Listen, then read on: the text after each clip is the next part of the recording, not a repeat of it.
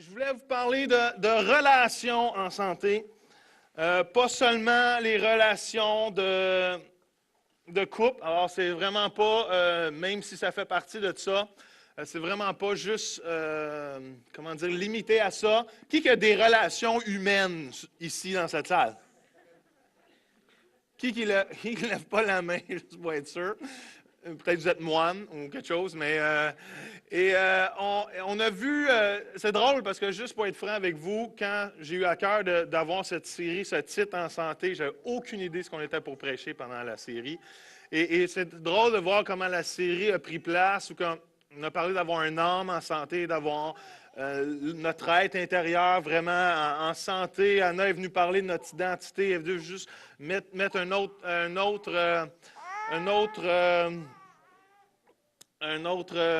bye Abigail, on t'aime. Et juste un autre, voyons. Oui, aspect, mais c'est pas ça, je veux dire, c'est Pierre, un autre assise, oui, peut-être aussi. Allez-y, sentez-vous libre.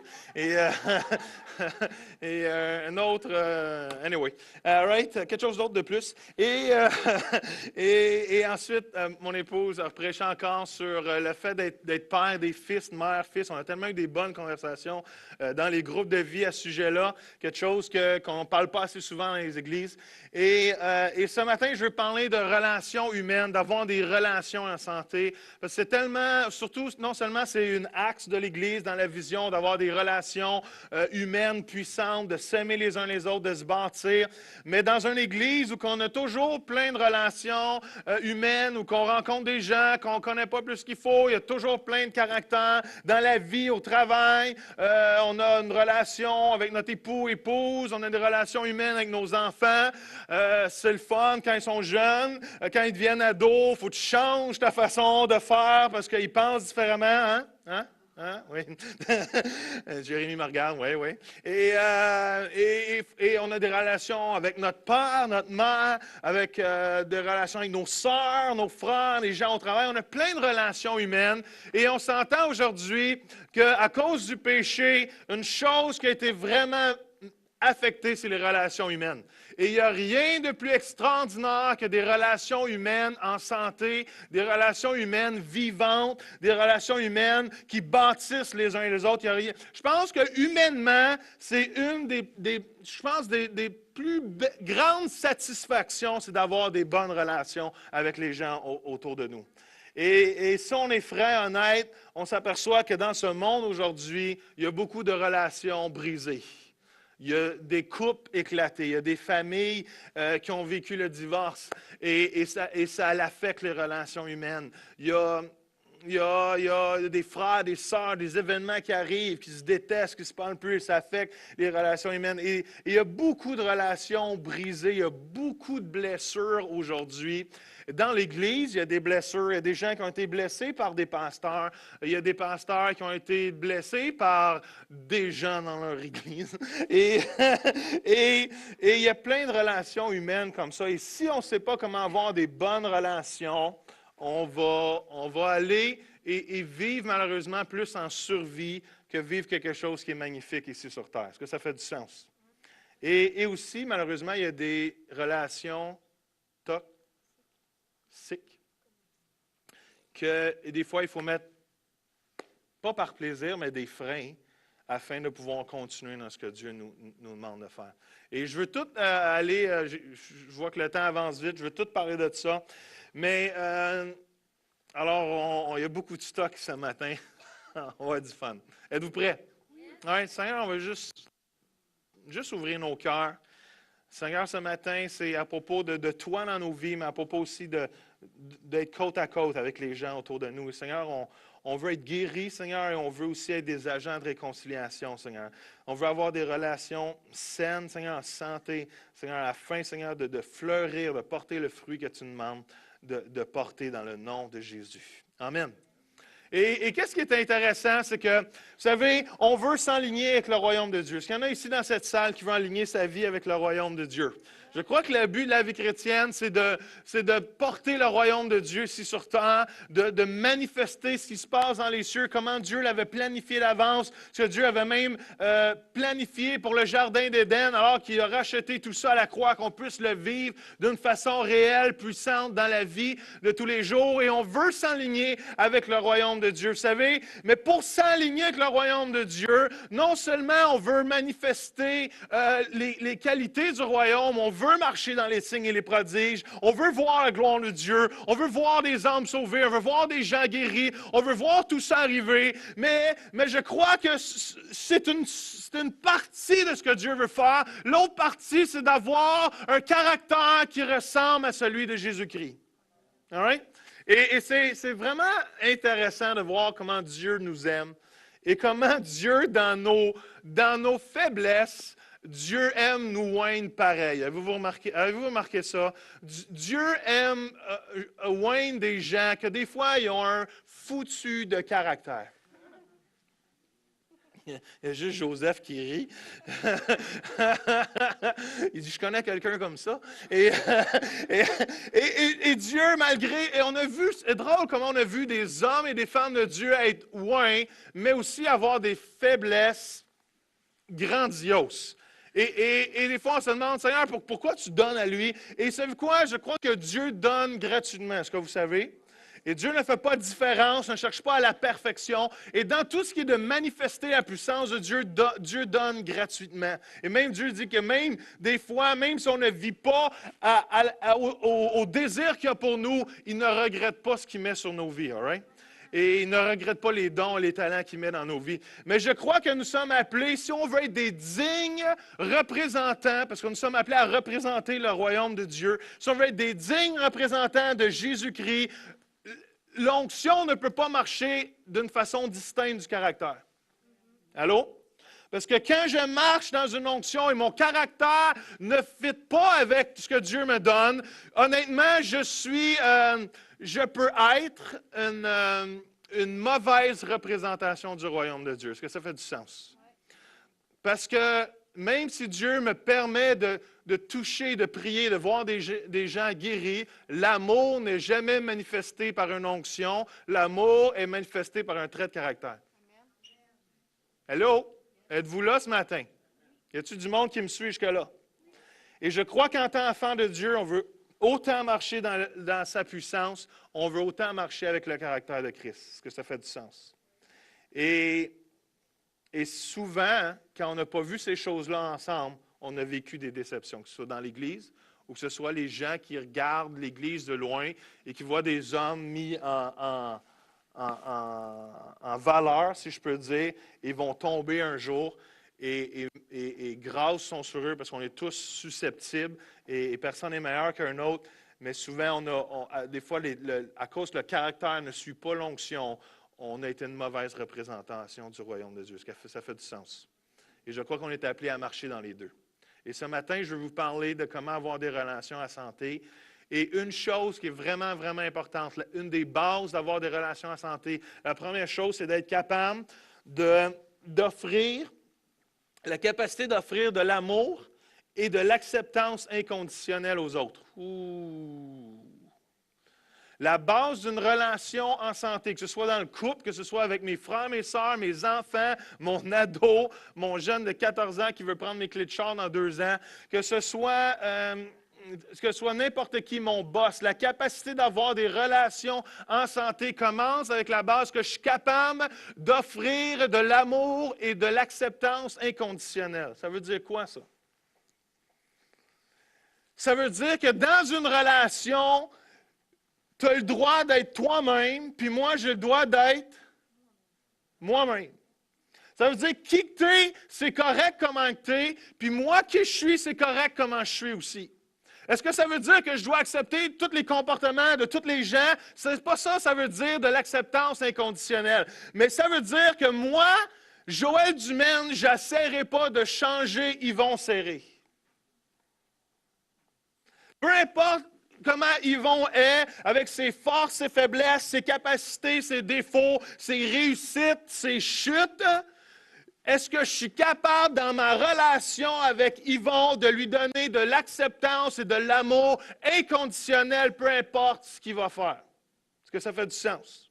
Ça ne veut pas dire que je vais toujours être d'accord avec ce qu'Yvon va faire. Ça ne veut pas dire que je vais toujours être accepté ou être que peut-être Yvon va faire des choses. Un jour, je vais être obligé d'y mettre des limites parce que je veux protéger moi-même aussi. Mais le but d'une relation, la base d'une relation, c'est que si je suis en lien avec Yvon, que je ne suis pas sa femme, mais si je serais sa femme, ou Sylvie dit non, une chance, tu n'es pas sa femme. Et Yvon, on se parle, on a une certaine relation. Le but de cette relation-là, c'est que Yvon a le droit d'être lui-même et moi, j'ai le droit d'être moi-même. Est-ce que ça fait du sens? Trop souvent dans les relations humaines et même dans l'Église, on a essayé de changer les gens. On a essayé de les transformer pour qu'ils fitent à notre image, pour qu'ils fitent à ce que moi je pense que quelqu'un devrait avoir de l'air, ce qu'un chrétien devrait avoir de l'air. Mon rôle en tant que pasteur, où étais-tu, T? Mon rôle en tant que pasteur, c'est pas de vous changer, c'est le Saint-Esprit qui vous change. Moi, c'est de vous motiver à un tel point que vous voulez changer. Est-ce que ça fait du sens? Mais la base des relations, c'est ça. C'est de pouvoir se bâtir, s'encourager. Est-ce qu'on peut offrir dans nos vies, est-ce qu'on peut offrir aux gens autour de nous la possibilité d'être eux-mêmes? Est-ce qu'on peut poursuivre des relations avec des gens et leur laisser la possibilité d'être eux-mêmes, de ne pas seulement s'attendre qu'ils soient comme nous, on s'attend qu'ils soient?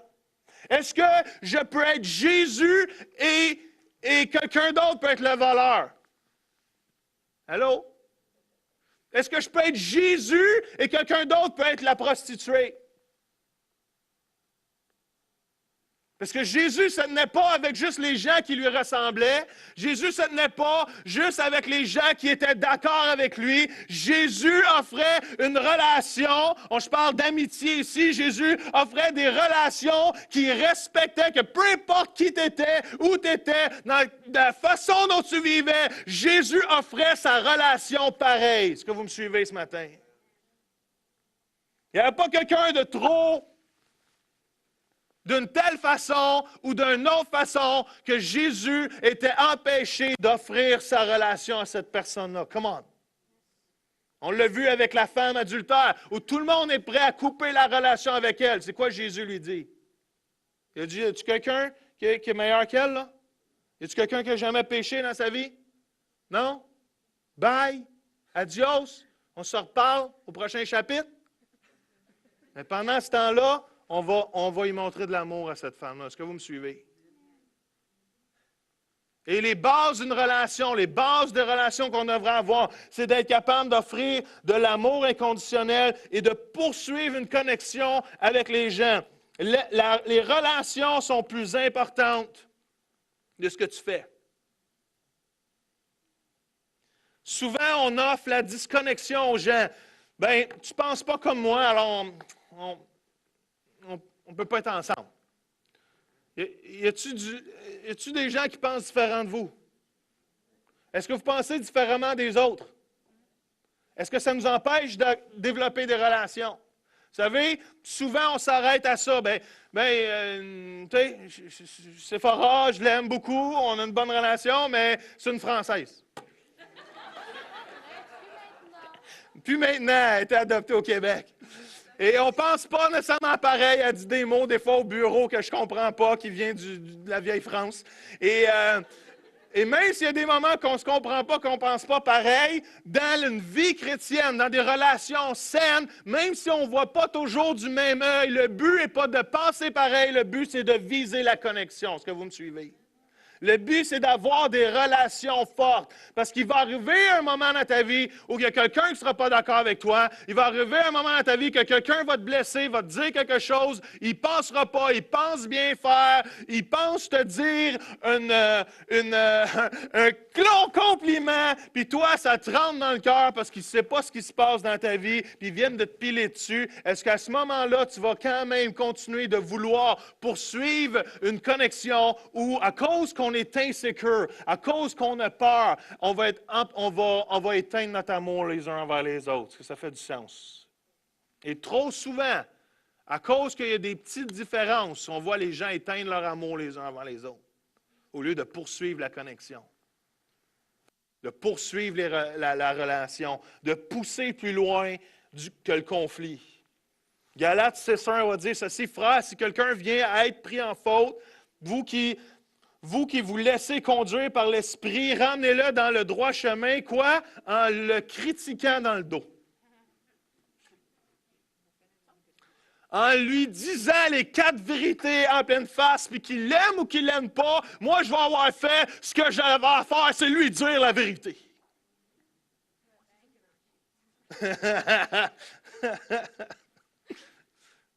Je vais le ramener comment? Comment? Hello, c'est écrit. Avec un esprit de douceur. Mon rôle, ce n'est pas de le ramener. Le rôle, c'est que mon esprit de douceur va avoir le goût de revenir. Est-ce que vous me suivez? Comment? Allô, êtes-vous là ce matin? Quand je montre aux gens, même peu importe leurs actions, peu importe ce qu'ils pourraient faire, quand j'ai un esprit de douceur dans mes relations, je vais les ramener à Christ. Come on. Je vais garder ma relation. Je vais garder ma relation. Et il y a 7 choses rapidement. J'ai fait un test hier sur Facebook. J'ai demandé aux gens qui écrivent c'est quoi leurs 7 choses qu'ils pensent caractéristiques d'une relation en santé. Et voici mes 7 points à moi. Il y avait des bonnes réponses. Il y en avait d'autres intéressantes aussi. Je veux honorer toutes les réponses. All right? La première chose, c'est l'amour. All right? Même la parole de Dieu va dire, il y a l'espérance. Il y a quoi? L'autre, c'est quoi? Je ne m'en rappelle plus. L'espérance, la foi, mais la plus grande de tout ça, c'est l'amour. On sait très bien que l'amour est un qualificatif incroyable, est une qualité incroyable. Et dans des relations en santé, s'il n'y a pas d'amour, honnêtement, vous pouvez appeler ça une relation, mais honnêtement, je ne mettrais même pas ce mot-là s'il n'y a pas d'amour. Mais c'est quoi de l'amour? L'amour, c'est-tu de la chair de poule? L'amour, c'est-tu un petit feeling qui passe? Puis, c'est quoi l'amour? L'amour, c'est de l'engagement. L'amour, c'est des actions. Puis de l'amour, c'est du résultat. Allô?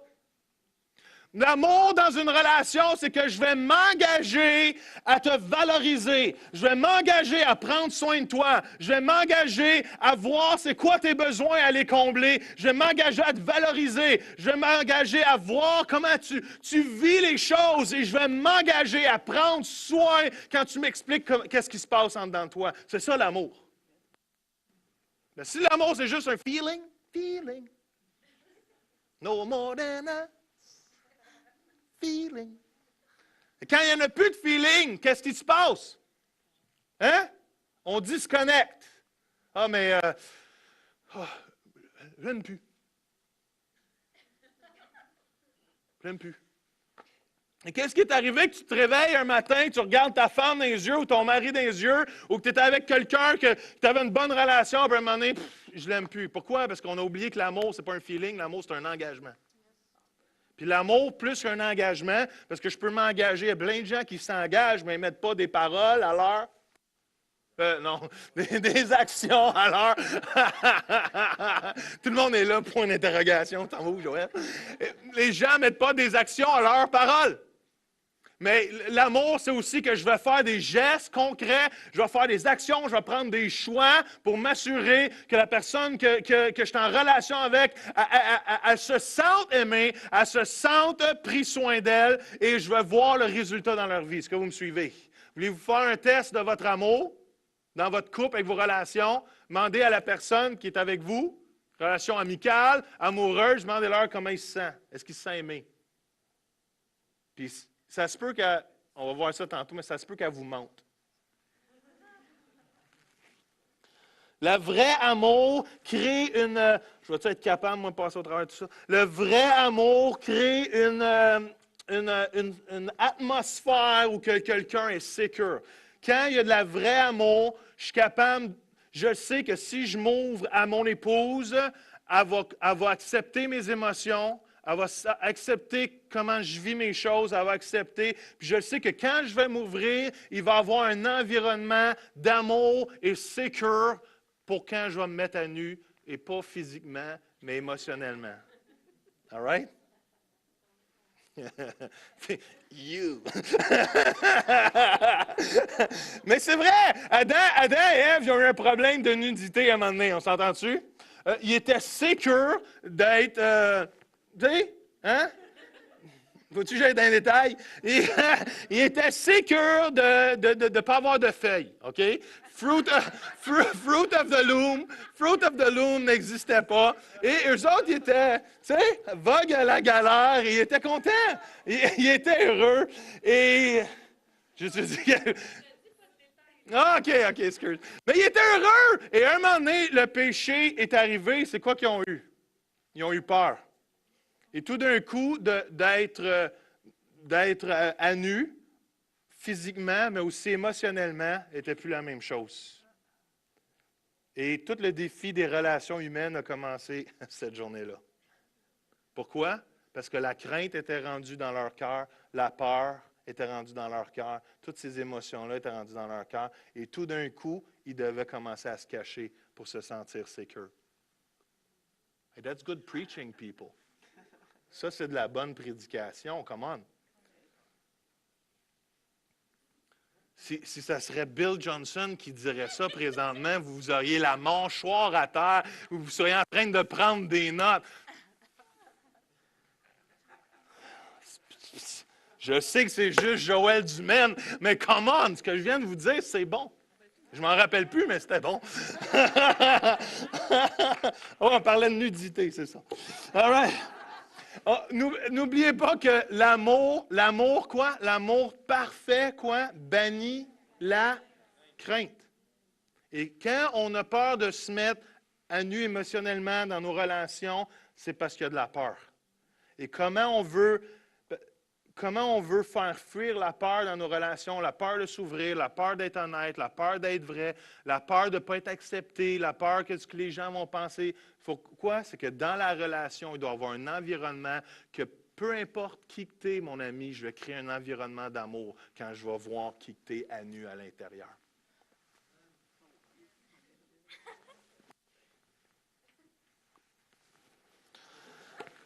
Deuxième chose, faudrait peut-être que je change mon PowerPoint. Deuxième chose, l'honneur. Vous savez que c'est un thème que j'aime beaucoup, mais l'honneur peut être mal... le temps avance vite. Oh, Seigneur, give me some time.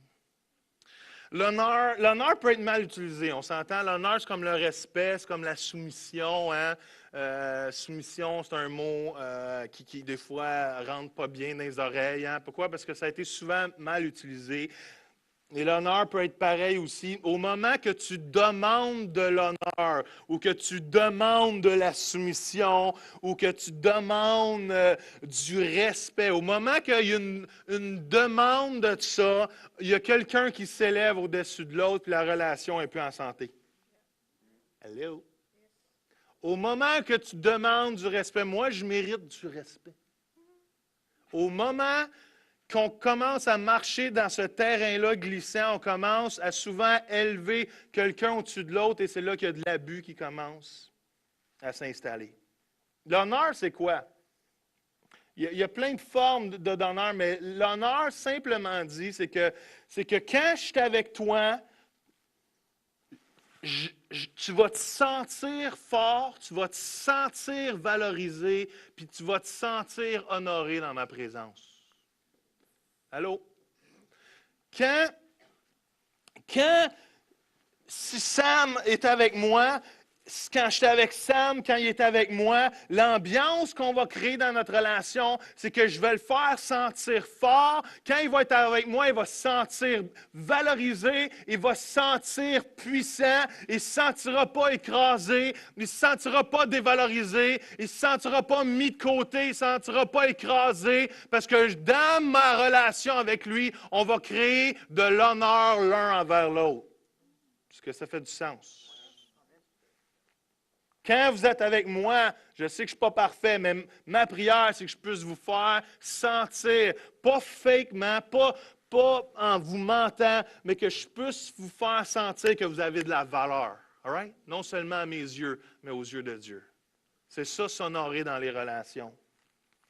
L'honneur, c'est ça. L'honneur aussi, l'honneur garde aussi un haut niveau de valeur dans les gens, même quand ils démontrent combien différents ils sont de nous.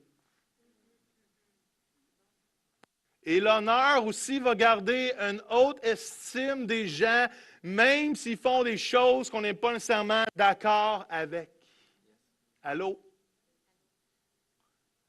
Vous avez probablement déjà dit cette phrase-là ou l'entendu, ah, lui il a vraiment baissé dans mon estime.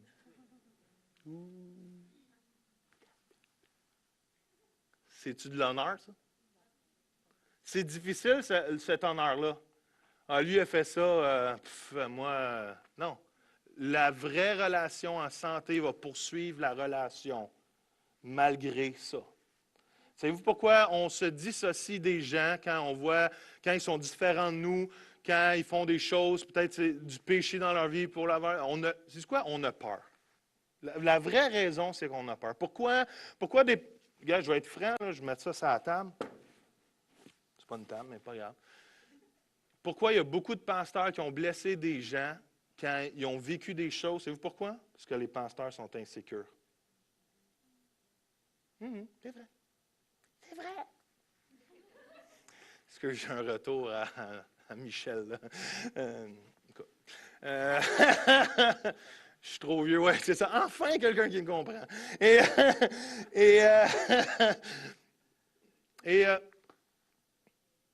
Excusez, j'ai eu un déficit d'attention à mon propre message. J'étais rendu où, là? C'est quoi je disais, Sam? Ah oui, justement, je parlais des pasteurs de ma catégorie. Et insécure, oui, c'est le mot-clé. Et il y a beaucoup de pasteurs, il y a quelqu'un qui tombe dans le péché, quelqu'un qui fait quelque chose, et les pasteurs vont être difficiles, vont être légalistes. Le légalisme vient de la peur. Qu'est-ce que les gens vont penser? Qu'est-ce que les gens vont penser de mes décisions? Qu'est-ce que les gens vont penser de moi? Qu'est-ce que les gens vont... Il faut... Comment? Posez-vous les questions quand les décisions vous prenez. Est-ce que vous les prenez à cause de la peur ou vous les prenez à cause de l'amour? Si vous prenez vos décisions sur la peur, vous allez faire des gaffes d'une façon majeure et extraordinaire. J'ai peur que mon ado quitte le Seigneur. J'ai peur que ma femme ne m'aime plus. J'ai peur que mon mari me quitte. J'ai peur. Et quand on marche dans la peur, comment? C'est qui gagne? Allô? C'est l'ennemi. Dieu ne nous a pas donné un esprit de timidité ou de peur, mais d'amour, de force et de sagesse. Hallelujah. Joe, c'est vraiment bon ce matin. C'est extraordinaire.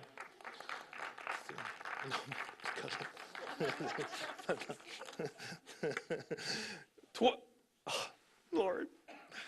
Contrôle de soi, number 3. Contrôle de soi. Dans les relations en santé, ça prend du contrôle de soi. C'est quoi du contrôle de soi? Du contrôle de soi, c'est d'être capable de se dire quoi faire et d'être capable de se le faire faire. Ah, vous n'avez pas compris. Je vais aller au deuxième palier, parce que vous autres, vous allez être endormis, mais le contrôle de soi, c'est... Tu frettes, Daniel? Le contrôle de soi, c'est d'être capable de se dire quoi faire, puis d'être capable de se le faire faire. Ça fait-tu du sens? Merci, Brigitte. Je suis content de te voir, Brigitte, parce qu'en avant, je ne te vois pas. Est-ce que vous comprenez ou il faut que je répète une troisième fois? Oui, Isabelle? Juste pour Isabelle. Je t'agace. Elle m'agace, je l'agace. Le contrôle de soi, c'est d'être capable de se dire quoi faire, parce qu'on est capable de se dire quoi faire. Hein? Ah, je devrais faire ci, ah, je devrais faire ça. Ah, je pense que je devrais faire ça. Ah oui, je pense que c'est le temps. Hein? Mais le vrai contrôle de soi, c'est d'être capable de se le faire aussi. Exemple, perdre du poids. Peut-être que vous n'en êtes pas aperçu encore. Oh, hallelujah, praise the Lord. Et, et j'essaie de me contrôler. Et il y en a qui se demandent pourquoi j'ai une barbe.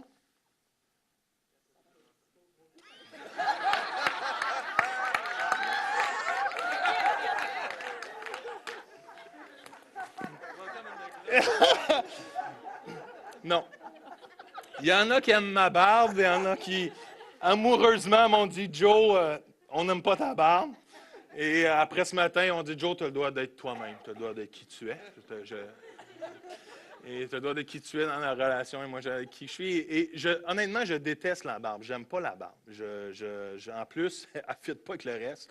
Et c'est comme elle est une autre couleur. Tu sais, on m'appelle Barberousse. Je suis rendu le nouveau logo de GP sur son site Internet. Et je déteste la barbe. Mais tu sais quoi? La barbe va disparaître quand je vais avoir atteint mon poids que je veux. Probablement pas santé, mais parce que mon poids santé. Oui, mon poids visible aussi. Mais le jour que je vais avoir atteint ça, ma barbe va partir. All right? Alors, c'est mon auto-motivation parce que je déteste la barbe et j'ai hâte qu'elle s'en aille. Mais le problème, c'est que je déteste me raser aussi. Alors, je suis ambigu. Mais, mais alors, l'autre fois, elle est partie. Y en a-tu qui ont remarqué que je l'ai enlevée pour une semaine? C'est parce que je ne suis pas habitué de la tailler et j'ai pensé tout droit. Et tant qu'à avoir ici un pinch en moins et toute la barbe, je me suis rasé, mais elle est repartie. All right? Tout ça pour vous dire que se contrôler, il faut être capable de se dire quoi faire et de se le faire faire. All right? Et se contrôler, avoir du contrôle de soi dans les relations, c'est d'être capable de dire oui à des choses et de dire non à d'autres choses. Et avoir du contrôle de soi, ça empêche aussi de blâmer les autres dans notre relation.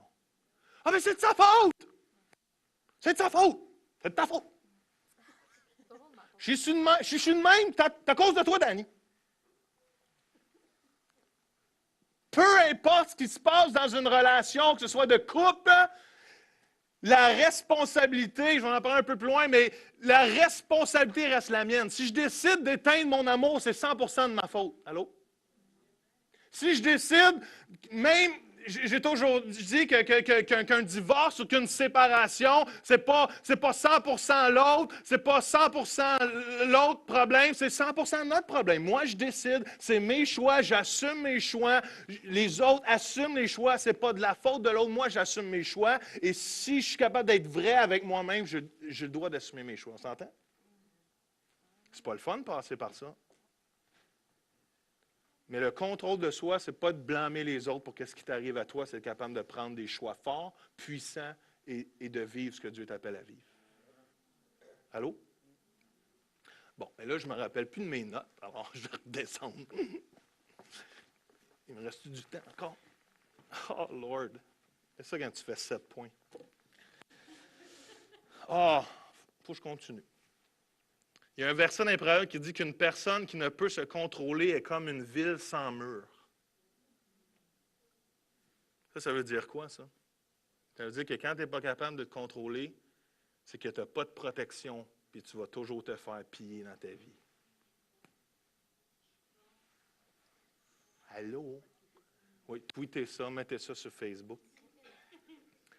Quand tu n'as pas de muraille, quand tu n'as pas de contrôle de soi, tu es toujours victime de ce qui se passe à l'extérieur de ta vie ou de l'environnement qui est autour de toi et tu te fais toujours voler de ce que Dieu a déposé en dedans de toi. Come on.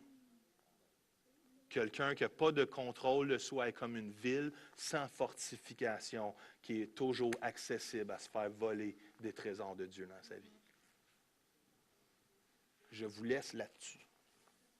4e chose, de la responsabilité. Il faut que j'aille vite. Oh, Seigneur. Savez-vous, c'est quoi être responsable? Est-ce que ça veut dire quoi, responsable? En anglais, c'est responsible. Je suis capable de répondre. Vous savez, répondre puis réagir, c'est deux choses différentes. Il y a 3 façons de réagir dans la vie, dans les relations, dans les conflits. Il y a des gens qui fuient. Il y a des gens qui sont prêts à se battre. Puis il y a des gens qui gèlent. Quand il y avait de la peur dans notre couple, au début de notre mariage, jusqu'avant qu'on comprenne la dynamique, puis tout ça, quand il y avait de la peur, quand je pesais sur les mauvais boutons de mon épouse, puis elle pesait sur les mauvais boutons sur moi, qu'est-ce qui arrive? C'est que ma femme, elle, c'est une combattante.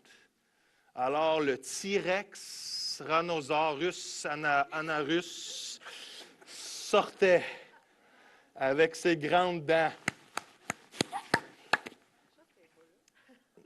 Attends, je vais parler de moi. Et moi, je gèle.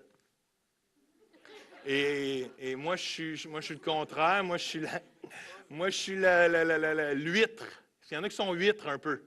Hein? Pas huit, mais huîtres, OK? Et moi, je faisais pic. Et je me fermais. Et elle, plus que moi, je me fermais, plus que le T-Rex avait faim. Et moi, je faisais la tortue. Et là, la T-Rex est encore plus fâchée quand tu fais la tortue. Alors, il mange la tortue. Mais une tortue, ça se mange pas bien. Alors, ça reste pogné dans les dents. Jusqu'à temps qu'on comprenne comment on fonctionnait et qu'on réalise qu'au lieu de réagir, on pouvait répondre à nos conflits. Et on pouvait se respecter à travers ça. Apprendre à s'entendre, à s'écouter, à se dire les choses calmement. Et moi, à dire mes émotions. Parce que ma réponse est toujours ma responsabilité. Avez-vous compris, celle-là? Ma réponse est toujours ma responsabilité. J'avance, malheureusement. Vérité. Aïe, aïe, aïe, aïe, aïe. Une des clés d'une relation en santé, c'est d'être capable de dire la vérité. Ah, mais on est des gens honnêtes. Ouais. Très honnêtes. Comment ça va? Bien. Mais si tu saurais vraiment ce qui se passe en dedans, ou est-ce que ça te dérange? Non. Je suis tanné de faire ce que tu me demandes de faire. Mais non, ça ne me dérange pas. L'autre, c'est quoi j'ai écrit? J'ai écrit, ah oui, y a-tu quelque chose qui ne va pas? Mais non, je te déteste, mais non, ça va bien. Et c'est drôle, hein? À cause que justement, il y a de la peur dans les relations, à cause qu'on ne développe pas un environnement d'amour, on préfère justifier le fait qu'on est capable de se mentir l'un à l'autre émotionnellement au lieu d'avoir une ambiance où on peut être à l'aise de dire la vérité. Est-ce que vous me suivez? On préfère dire, parce qu'on a peur de la réaction de l'autre, on a peur de ce que l'autre va penser, on a peur de l'autre, qu'est-ce qu'il va dire. On a peur, on a toujours peur, on vit dans la peur dans nos relations. Et à cause de ça, on a peur de dire la vérité. Éphésiens 5, 24 va dire ceci. Pourquoi vous débarrassant du mensonge, dites chacun la vérité à votre prochain. Est-ce qu'on est capable de se dire la vérité? On est-tu capable même de dire quelque chose qu'on n'apprécie pas dans la personne, que la personne fait en vérité dans l'amour et être capable de le prendre? Elle. Aujourd'hui, on est très fragile. On est très offensable. Hein? On est très offensable. Puis je vais être franc avec vous, là. J'ai l'impression que les chrétiens sont pires. on est facilement offensé. « Ah, le pasteur a dit ça dans le message. Ah! La personne, j'ai entendu dire que... Ah! » On est des veuves offensées. Puis là, en plus, là, on refoule ça en dedans. Puis au nom de tu sais, d'être fort, on refoule ça en dedans. Puis un moment donné, ça tourne en quoi? Voulez-vous un choix de réponse?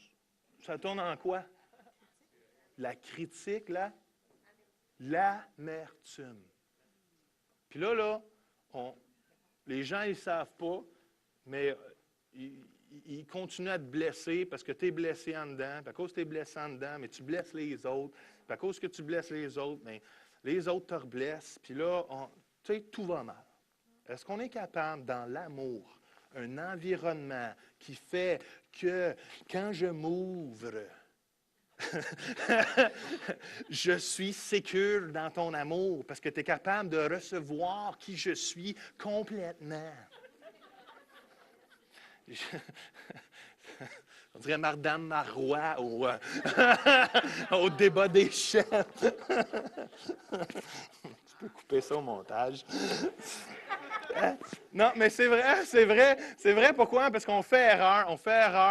Une des choses qui était le fun hier, c'est qu'il y a beaucoup le mot la confiance. C'est quoi? La confiance vient après la vérité et non avant la vérité. Quand je vis dans la vérité, je peux te faire confiance. D'accord avec ça?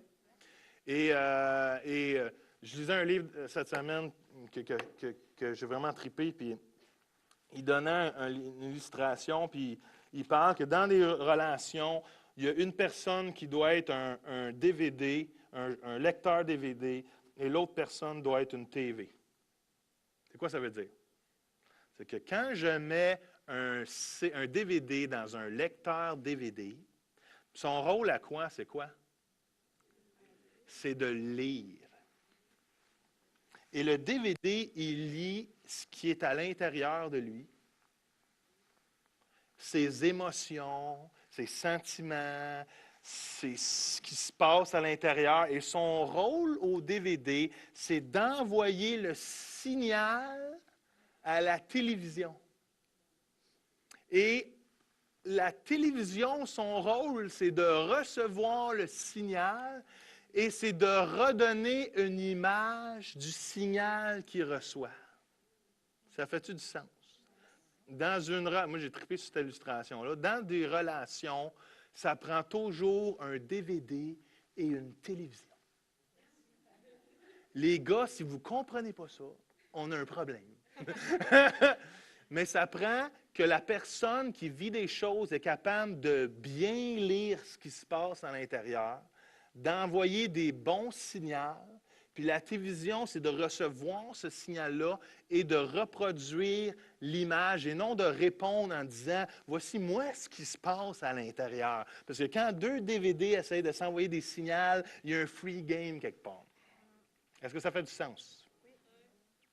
J'avance parce qu'il est déjà 11h30. Il me reste 2 points. Une chose importante, tellement importante dans les relations en santé, ça prend de la foi en Dieu. Vous savez, il y a tellement... C'est qui comble le plus ma vie? Anna Dumaine? Hein? C'est Anna Dumaine? Non? C'est-tu Jeffrey Dumaine? C'est-tu mon bois 1?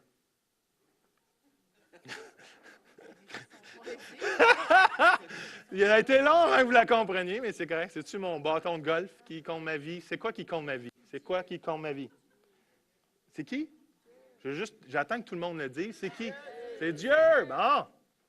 C'est qui compte ma vie? C'est Dieu. Et au moment que tu mets un être humain à la place de Dieu, tu le mets dans une position d'échec total.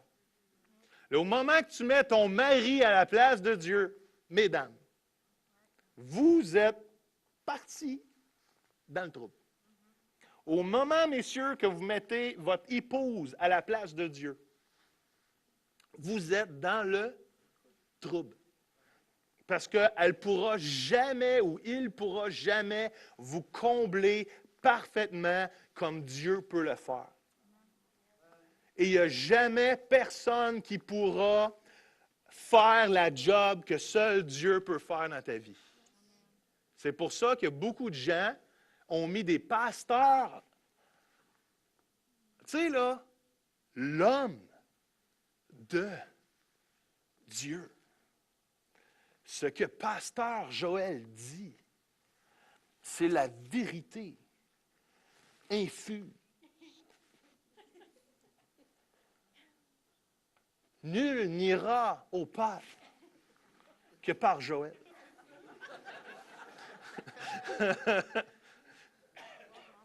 Et quand Joël va dire une joke, non,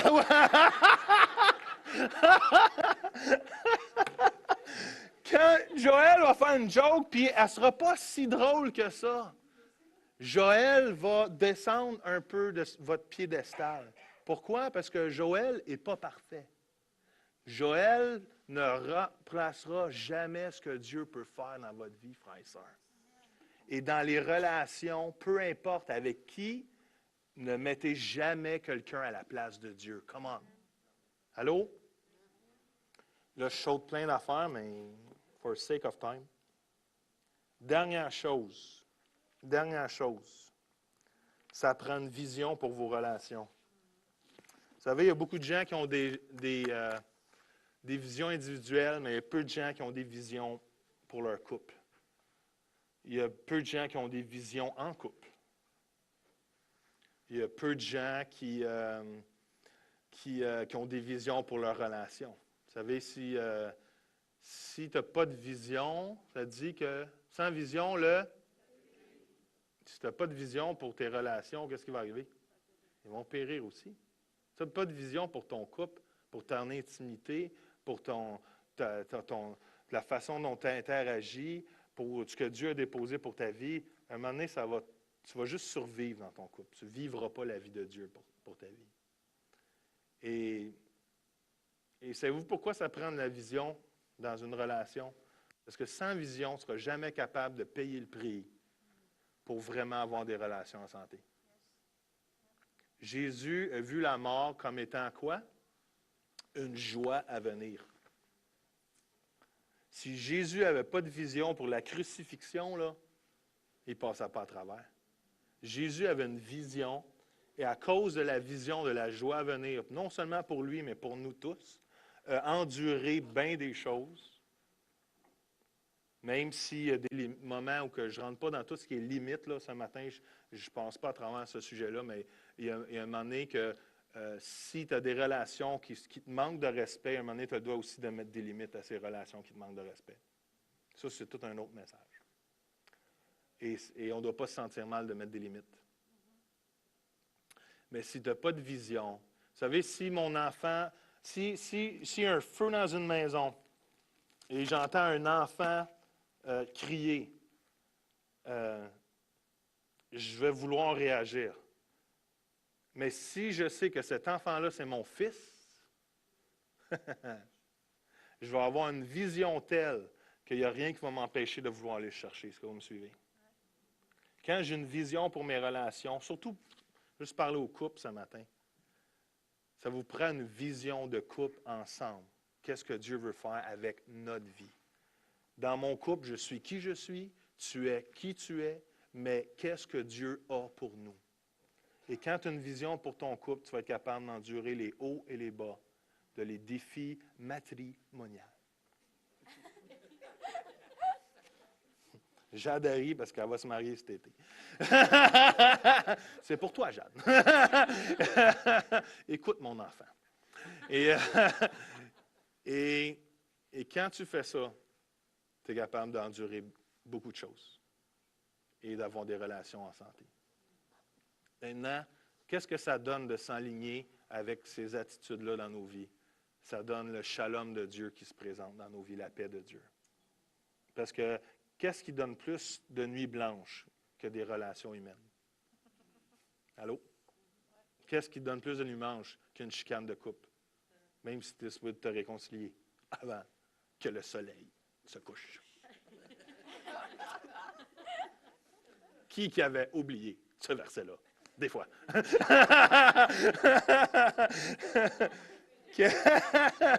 Qu'est-ce que ça donne?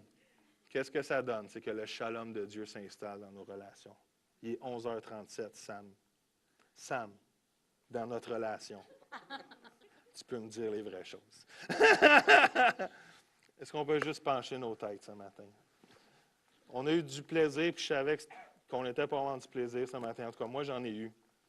Mais c'est tellement important ce que je vous parle ce matin, parce qu'on veut être une Église qui a un axe relationnel fort. Et ça prend que chacun de nous, on décide d'avoir des relations en santé. Est-ce qu'il y en a dans vos vies, juste pour le fun, qui ont des relations dysfonctionnelles? Juste par lever de la main. Moi, j'en ai 2. S'il y en a qui ont des relations dysfonctionnelles. Right. Seigneur, dans le nom de Jésus, Seigneur, je te prie que ta grâce vienne dans ce lieu. Et Seigneur, je te prie, Seigneur, que l'amour vienne, que la grâce vienne, que, Seigneur, la santé dans les relations vienne maintenant dans le nom de Jésus, Seigneur. Et Seigneur, on veut te mettre à l'endroit que tu dois être, Seigneur. Et Seigneur, on veut se soumettre à toi ce matin. Et je te prie qu'on puisse marcher chacun de nous dans ces attitudes ce matin, Seigneur, et mettre nos relations, Seigneur, en priorité, Seigneur. Seigneur, mettre, Seigneur, l'amour, la connexion, Seigneur, avec les gens, Seigneur, au-delà de ce qu'ils peuvent faire, Seigneur Dieu, dans le nom de Jésus. Seigneur, je te prie que des relations dans les prochains jours, aux prochaines semaines, Seigneur, soient tournées. Qu'est-ce qui est peut-être au vinaigre présentement peut se tourner, Seigneur, pour ta gloire, dans le nom de Jésus. Tout le monde dit? Amen. Je vous aime. Bonne semaine.